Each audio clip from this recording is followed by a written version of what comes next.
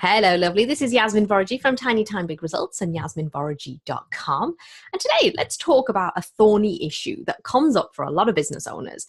And perhaps it's come up for you once or twice as well. What is it? Well, let's talk about money and affordability. And specifically the phrase, my clients can't afford me.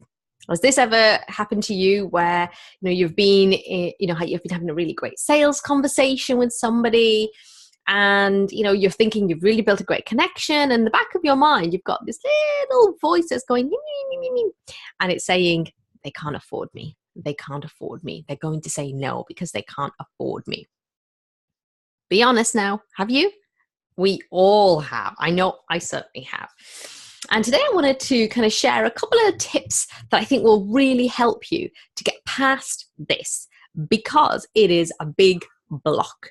It is a huge block. And if you're feeling it, then you are transmitting that, you are emitting the energy of, they're not going to be able to afford me. And funnily enough, then your clients can't afford you because that's what you end up attracting. If you have staff, if you have a team, then this will also affect you because this is a big block. And if you have any sense that, the energy that your business is putting out there, that we're too expensive, or, that you're not going to be able to afford me. It's a bit like that Pretty Woman scene when, she goes in and, saying we're too expensive for you. And she actually had a ton of money. And, it's a classic example of assuming that someone can't afford your services. And so let's kind of dig a little bit deeper into this, because it's easily rectifiable, but you have to be willing to acknowledge and admit that there is a problem here and that it's something that it can be fixed entirely from your side.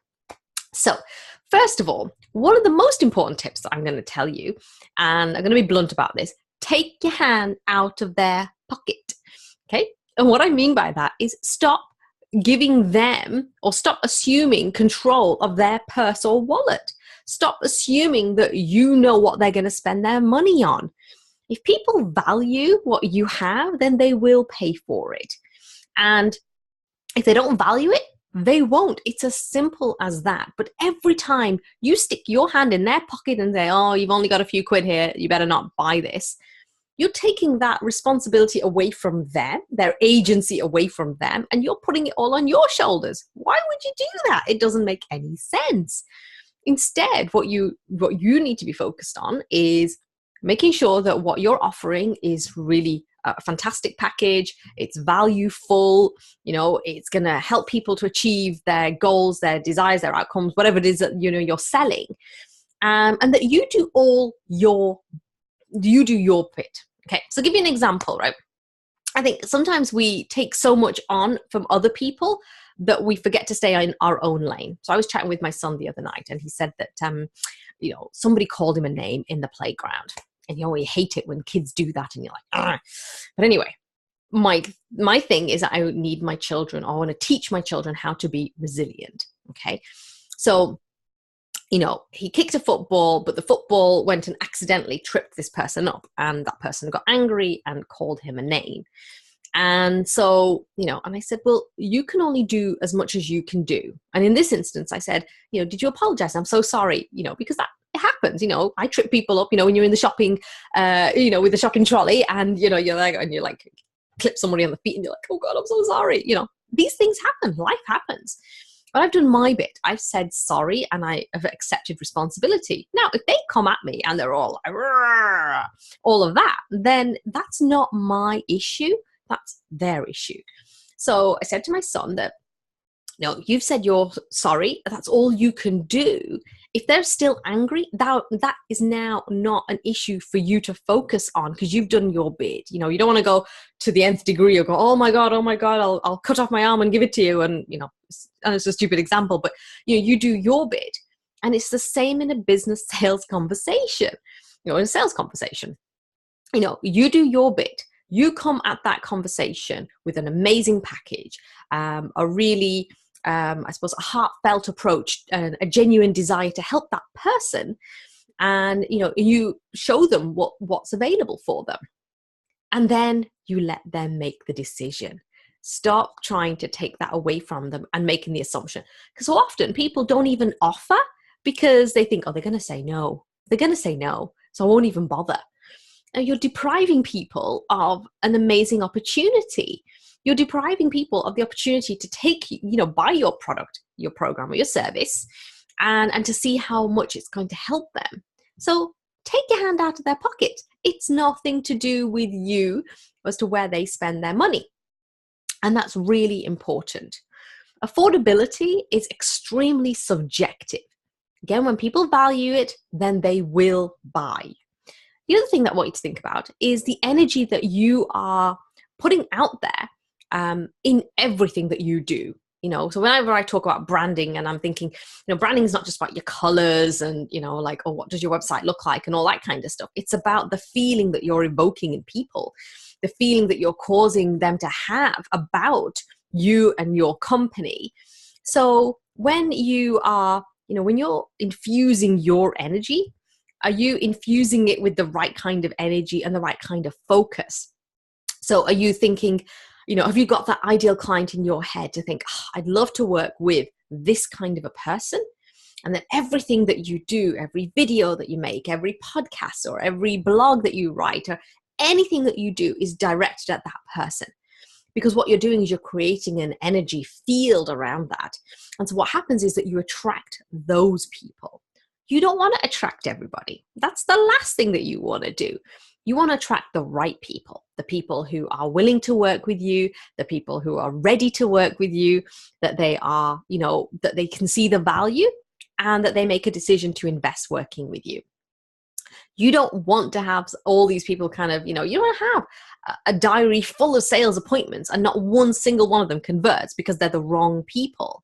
And this is such a crucial element in the marketing piece of your business, that when you have that amazing magnetic marketing statement, it tells people what it is that you do, who you do it for, the problem you solve.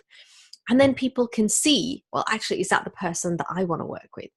And it's all about the energy. It really is about the energy that you're bringing to your work. It's about the energy that you're bringing to the sales conversation. If you're already defeated before you've even had the sales conversation, then it's not going to happen for you. And trust me, I know, because I have been there. And there's such a huge difference in when you actually turn up for a sales call and you're full of purpose and what you have to offer is amazing, compared to when you are not clear, when you don't have that clarity and focus and passion behind what it is that you're going to be doing, and that when you don't have that genuine desire to help someone. Because this is the thing. If you are, coming at this sales conversation thinking, God, they can't afford it, then you're actually sending that signal out like, you can't afford it, like that. But if you are approaching the call and saying, this is amazing, I'm attracting the right people, and this kind of goes through your whole marketing strategy of attracting the right person, then I promise you, you will get, it'll be a journey, but you will start to get the right people on your sales call and your conversion rate will go through the roof.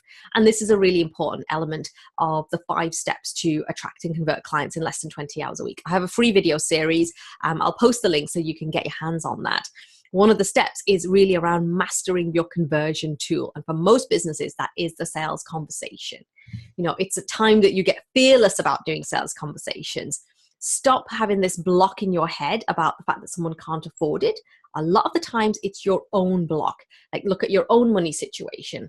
If you're in that headspace of like, well, I can't afford this and I can't afford that, what you're doing is you're actually projecting that out to people and allowing it to color what is going on for you in your business. That stops you from actually being able to serve the people that you are here to serve. Can you hear the baby in the background? Husband is at home. He's gonna pick up the baby. And so it's really important for you to be very, very mindful of your energy, your own projections. And if you're thinking they can't afford it, that could just be your own story playing out. Get really good at the sales conversation and know that you absolutely have the ability to attract and convert the right clients. It's all about getting your headspace right and also coming from a place of heart and from a place of genuine service. No manipulation needed. You don't need any of that stuff.